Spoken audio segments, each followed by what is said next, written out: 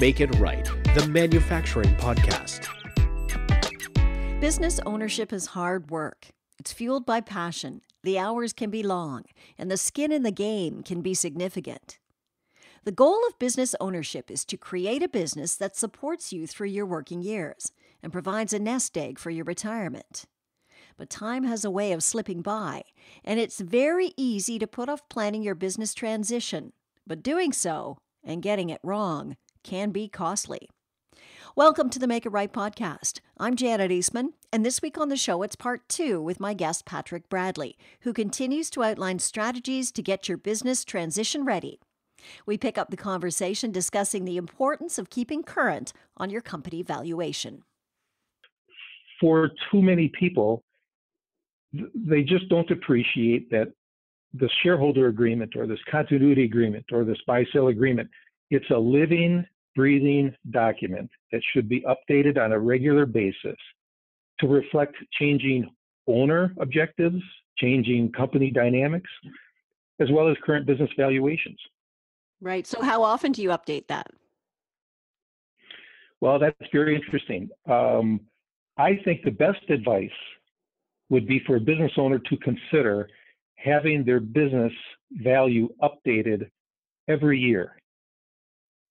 And that way, if there is a trigger event that happens within the next 12 months, everybody knows what the value is. Mm-hmm. Because when a trigger event happens, whoever the seller is, they want to get the highest price.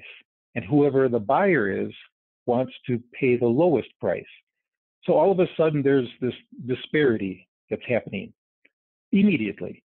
Mm-hmm. But if we just agree, or let's say if you and Bob as business owners, if you just agree that every June 30th, you're going to have your company valued or appraised, and if there is a trigger event that happens within the next 12 months, that's the value.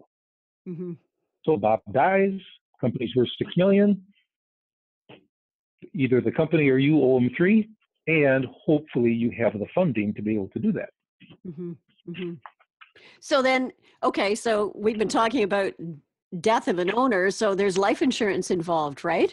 Life insurance is usually purchased for business owners through their business. What role does it play in that agreement? Well, you are correct. Most businesses own life insurance, not all of them, but most do. And with life insurance, let me just address two specific issues that I often see. One is that the life insurance policy is underfunded. And what I mean by that is the annual cost of the insurance, or the annual premium, as we call it here in the States, is not sufficient to maintain the death benefit for the life of the insured. Oh. So unfortunately, these underfunded policies might die before the insured does. Well, that's not a very good situation. Mm-mm. So one thing that my company can do is perform a life insurance audit. So we simply will do an examination on that life insurance policy to make sure that its integrity is intact and that that death benefit will be available for the lifetime of the insured. And if it's not going to be, then we come up with some remedial action. It might mean pay more premiums or a higher annual outlay into the policy to keep it going. So that's one problem that we see, underfunded policies. The second problem that we see is, what is the specific role of life insurance in the agreement? And let me give you another example. So you and Bob own a company. It's worth $6 million. Let's just pretend that the company owns $3 million insuring you, $3 million insuring Bob. Now, in one scenario, if Bob dies and the money comes into the corporation, you, as a sole shareholder, you give that $3 million to Bob's spouse. She gives you Bob's stock. She's happy. She's got cash. You're happy. You own the company, lock, stock, and barrel. Mm-hmm. Now that would be the best scenario. But too often, if the life insurance proceeds are not specifically identified as to how to treat them, here's what might happen. So you and Bob have a $6 million company. You have $3 million of life insurance. Bob dies. The life insurance comes into the company. Now, what's the value of the company? It could be $6 million plus the $3 million of cash from the life insurance. Now it's worth $9 million. Mm-hmm. So you, as the survivor, you now owe Bob's spouse half of $9 million, or 4.5. You have $3 million of which to put a down payment on, and now you have debt of $1.5 million. Yeah. So here, one of your key persons just died, and you have another $1.5 million of debt that you get to pay off. So you're not too happy. Yeah. So those two issues, again, if manufacturing company owners or any business owner are working with qualified advisors to be able to help them have a better understanding of how the life insurance policy is designed and what the specific role of life insurance is in the agreement, we can avoid those two issues. Yeah. So do you have a couple of quick bullets that you can give us on how you structure the life insurance policy to actually complement that buy-sell agreement so they do work together and you don't have that issue? Sure. You want to make sure that the life insurance is coming from the right place, going to the right place, at the right time, in the right amount. So what I'm referring to, coming from the right place. Who owns this policy? Is it owned by, if I use you and Bob again, is this a policy where Bob owns a life insurance policy on you and you own one on him? Or is the life insurance policy owned by the company?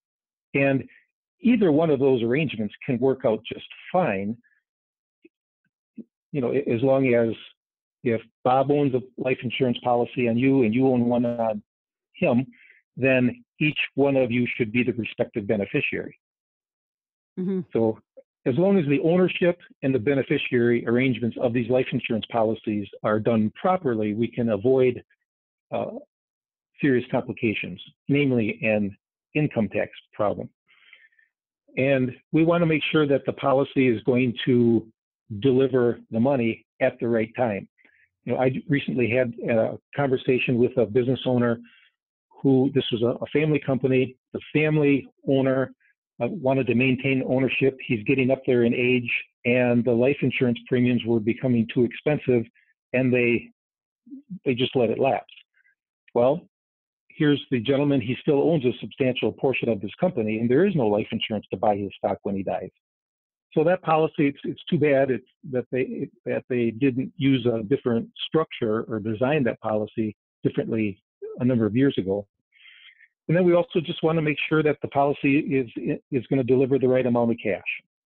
Mm-hmm. So this entire process takes a lot of thought.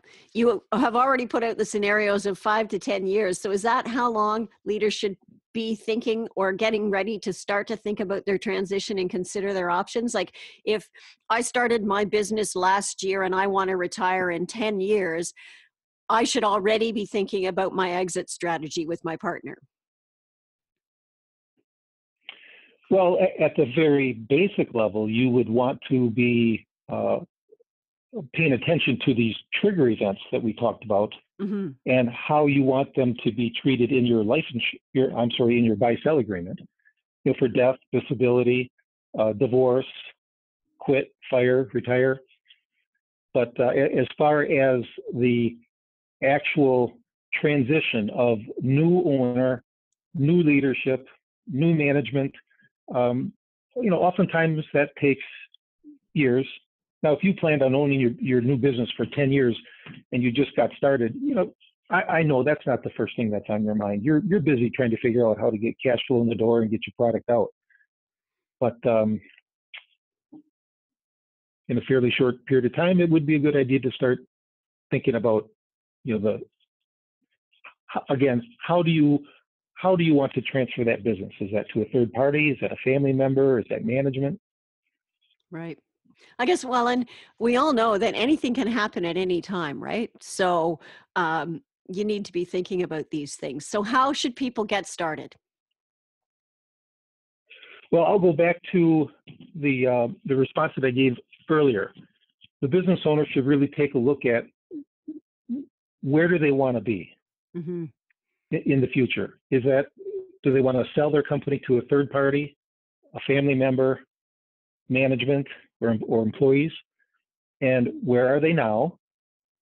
And really look at their company as if they were an outside investor. What are some things that you might need to tidy up? And then find somebody that's going to help you close that gap, because there will be a gap, just a matter of how big it is. Hmm. Hmm. So maybe start with their existing attorney or their existing accountant and other advisors and find out. But what I would suggest is there are enough people, whether it's in Canada or in the States, there are enough people that are focused on transition planning or exit planning or business continuity planning to really help the business owner smooth that transition and not make it such a distracting process that they put it by the wayside. Right. I got one last question for you, Patrick.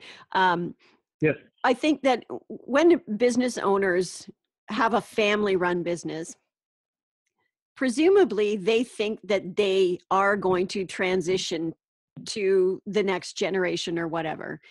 And I'm sure you've run into the situation where that was the plan, but then maybe the second generation just decides that they don't really want to do that business. And so what happens then?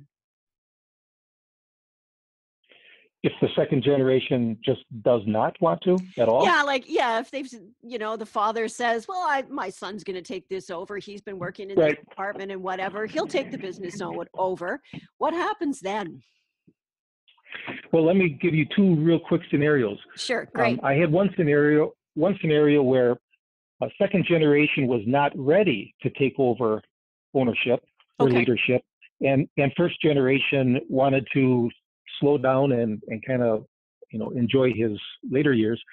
So they gave a compensation package to one of the leaders who was a key person in the organization and said, hey, if you stick around here for 10 years and you mentor my son, then I'll give you a compensation package. It's a discriminatory package.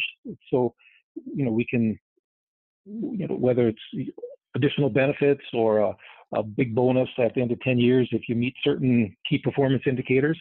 And in that example, at about I believe it was year 7 or 8, second generation was ready to take over, and he's now the CEO. But if that second generation clearly is not going to be involved, well, then that business owner better take a look at how can he tee up his company to make it attractive to a third party, right? Or maybe to a friendly competitor, or other management. Mm-hmm. And then you go through those. Sorry. No, and then I think you were going to say go through those same process of where do you want to be? Yeah. Where am I now? Who can help me close the gap? Right. Yeah. Wow. Well, I'm sure you've seen some really interesting stories, Patrick, and scenarios, and I'd love to speak to you again sometime. I really appreciate your time. Thank you. Absolutely. Thank you, Janet. I enjoyed it very much. Patrick Bradley is the personal and business planning advisor at Manufactured Financial Solutions. That is our show for this week. I hope you learned something and maybe it prompted you to do some investigating. You can follow us on Twitter, LinkedIn, and Facebook, and subscribe to the podcast at iTunes, Google Play, Stitcher, Spotify, and YouTube. I'm Janet Eastman, and until next time, thanks very much for listening to the Make It Right podcast.